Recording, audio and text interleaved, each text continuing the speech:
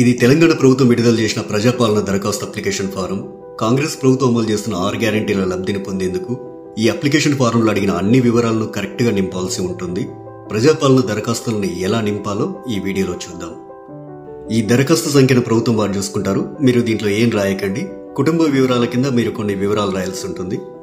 ఇక్కడ మీ పూర్తి పేరు రాయండి. ఇక్కడ ఇంటి యజమాని స్త్రీ అయితే స్త్రీ అని టిక్ చేయండి, పురుషుడైతే పురుషుడి దగ్గర టిక్ చేయండి, ఇతరులైతే ఇతరుల దగ్గర టిక్ చేయండి. మీరు ఏ సామాజిక వర్గానికి చెందినవారో ఇక్కడ టిక్ చేయండి. ఎస్సీ అయితే ఎస్సీ దగ్గర, ఎస్టీ అయితే ఎస్టీ దగ్గర, బీసీ అయితే బీసీ దగ్గర, మైనార్టీ అయితే మైనార్టీ దగ్గర టిక్ చేయండి. ఎస్సీ ఎస్టీ బీసీ మైనార్టీ కాని వారు ఇతరుల దగ్గర టిక్ చేయండి. ఇక్కడ వారి పుట్టిన తేదీ, పుట్టిన నెల, సంవత్సరం వరుసగా ఇవ్వండి. 12 అంకెల ఆధార్ కార్డ్ నెంబర్ ఇందులో ఫిల్ చేయండి. ఇక్కడ రేషన్ కార్డ్ నెంబర్ రాయండి. ఇక్కడ మీ మొబైల్ నెంబర్ రాయండి. వృత్తి దగ్గర మీరు చేసే వృత్తిని రాయండి. ఇక్కడ మీ కుటుంబ సభ్యుల పేర్లు, వారి వివరాలు తెలపాలి. ఇక్కడ పేరు, అతను గాని ఆమె గాని మీకేమవుతారో, తల్లి అయితే తల్లి అని, భార్య అయితే భార్య అని, కొడుకు అయితే కొడుకు అని, కూతురు అయితే కూతురు అని నింపండి. వారు స్త్రీ అయితే స్త్రీ అని, మగవారైతే పురుషుడని. ఇక్కడ వారి పుట్టిన తేదీ, పుట్టిన నెల, సంవత్సరం వరుసగా ఇవ్వండి. ఇక్కడ వారి ఆధార్ కార్డ్ నెంబర్ రాయండి. ఇలా మీ ఇంట్లో ఎంతమంది ఉంటే అంతమంది పేర్లు రాయండి. ఇక్కడ ఇక 2వ పేజీలో ఏం రాయాలో చూద్దాం. 10వ నెంబర్ దగ్గర మీ చిరునామా రాయండి. ఆధార్ కార్డులో ఉన్నట్లు మీ ఇంటి నెంబర్ ఇక్కడ రాయండి. మీ గ్రామం లేదా మున్సిపాలిటీ ఇక్కడ రాయండి. ఇక్కడ మీ వార్డ్ నెంబర్ రాయండి. ఇక్కడ మీ మండలం పేరు, తర్వాత మీ జిల్లా పేరు ఇక్కడ రాయండి. ఇప్పుడు అభయస్థం గ్యారెంటీల సెక్షన్ కొద్దాం. గ్యారెంటీల పథకాలు లబ్ధి పొందేందుకు మీరు ఏం చేయాలి, మీరు ఏ వివరాలు ఇక్కడ రాయాల్సి ఉంటుందనేది చూద్దాం. ఇక్కడ కావలసిన పథకాల లబ్ధి కొరకు మీరు టిక్ మార్క్ చేయాల్సి ఉంటుంది. మహాలక్ష్మి పథకంలో భాగంగా ఇక్కడ 2 పథకాలు ఉన్నాయి. మొదటిది ప్రతి నెల 2500 ఆర్థిక సాయం పొందేందుకు ఇక టిక్ మార్క్ పెట్టండి. ఇక రెండోది 500 రూపాయలకు గ్యాస్ సిలిండర్ పొందేందుకు ఇక టిక్ మార్క్ పెట్టండి.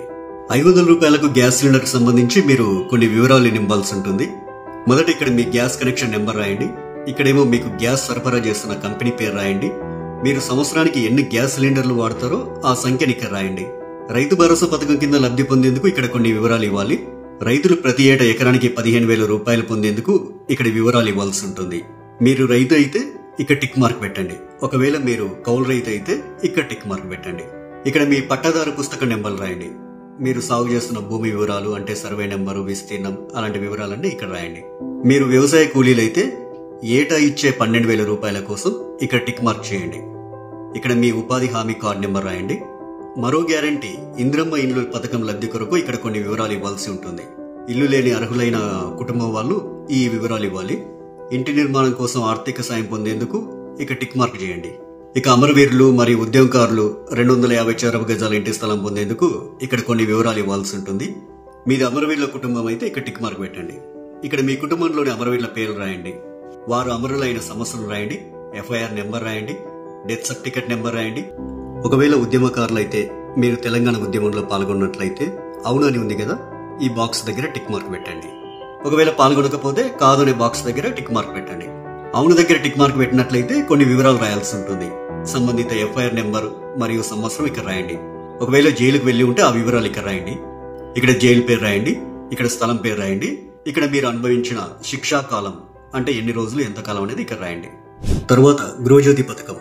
గృహజ్యోతి పథకం కింద ప్రతి కుటుంబానికి 200 యూనిట్ల కరెంటు ఫ్రీగా ఇస్తుంది కాంగ్రెస్ ప్రభుత్వం.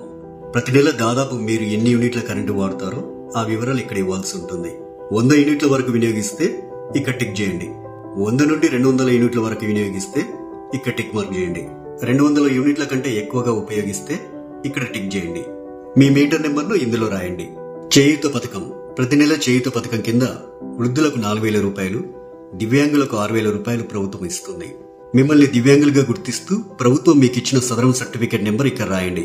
మిగతా వారు వృద్ధులైతే ఇక్కడ, గీతా కార్మికులైతే ఇక్కడ, డయాలిసిస్ బాధితులైతే ఇక్కడ, బీడీ కార్మికుల జీవన భృతి పొందే వాళ్ళైతే ఇక్కడ, ఒంటరి మహిళా జీవన భృతి పొందాలనుకునే వారు ఇక్కడ, వితంతు పెన్షన్ కోసం ఇక్కడ టిక్ మార్క్ చేయండి. చేనేత కార్మికులైతే ఇక్కడ టిక్ మార్క్ చేయండి. ఎయిడ్స్ వ్యాధిగ్రస్తులైతే ఇక్కడ టిక్ మార్క్ చేయండి. పైలేరియా బాధితులు ఇక్కడ టిక్ మార్క్ చేయండి. బీడీ టేకేదర్ జీవన భృతి వాళ్ళు ఇక్కడ టిక్ మార్క్ చేయండి. ఈ అప్లికేషన్ ఫామ్ కు మీ ఆధార్ కార్డ్ జిరాక్స్, తెల్ల రేషన్ కార్డ్ జిరాక్స్ కాపీని జత చేయాల్సి ఉంటుంది. ఇక్కడ మీ సంతకం, ఇక్కడ మీరు అప్లికేషన్ ఇచ్చిన తేదీ రాయండి. మీ ఊర్లో ప్రజాపాలన సదస్సులు పెట్టినప్పుడు ఈ అప్లికేషన్ ఫామ్ తీసుకెళ్లి వారికి ఇవ్వాలి. ఇక చివరిగా ప్రజాపాలన దరఖాస్తు రసీదు ఉంటుంది. ఇందులో మీ నుంచి దరఖాస్తు తీసుకునే అధికారి కొన్ని వివరాలు రాసిస్తారు. ఈ రసీదులో అధికారి దరఖాస్తు సంఖ్య రాస్తారు. అభయస్థం గ్యారెంటీలకు సంబంధించి టిక్ మార్క్ చేస్తారు. తదితర వివరాలన్నీ కూడా రాస్తారు. చివరగా అధికారి తన సంతకం చేసి మీకు రసీదునిస్తారు.